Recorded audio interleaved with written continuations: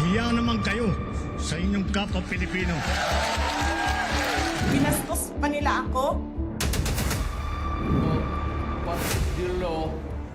Pakinggan ng proceeds of the illegal drug trade ng Duterte. The law enforcement, the highest law enforcement official being head of PNP. Yeah. Really hiding this scoundrel, this fugitive. Isa din sa sinasabi ni Kaufman na people are misjudging these procedures na para bang mali si dating Pangulong Duterte. Sabi niya dito, yung drug war is a legitimate campaign ng kanyang administrasyon to fight against poverty and inequality. Anong opinion mo dyan?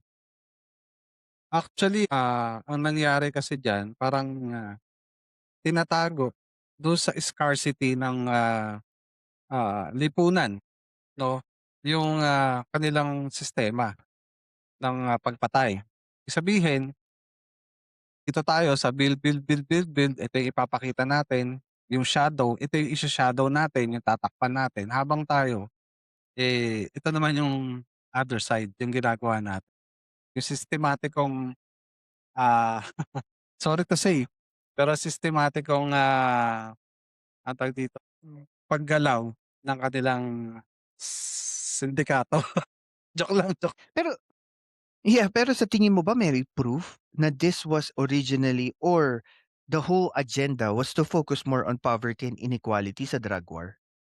Do you think there is a proof? Meant din, no, kung according to statement of, Senator Trillanes, may mga basis kasi doon na exactly na mga nangyari na, mga Mm. patunay na talagang ginagamit, parang nagagamit yung, ano natin, sitwasyon ng Pilipinas.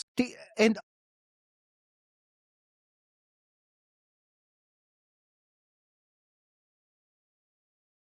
Mahirap.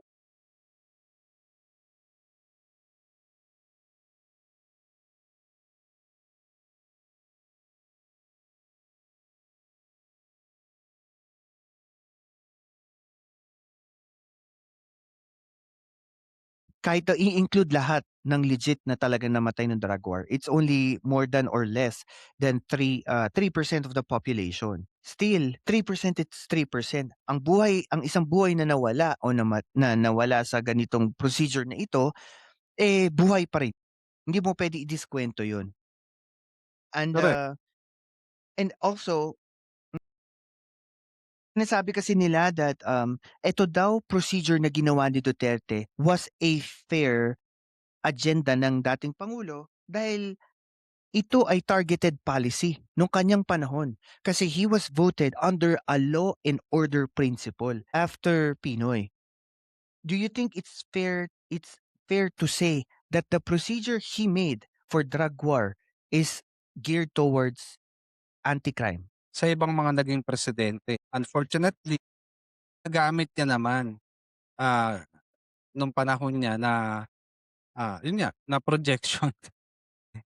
Pagkatapos ng term niya, ito na, lumabas na parang parang sumambulat sa pagmumukha natin na isang malaking kalokohan. Yun ang masaklap.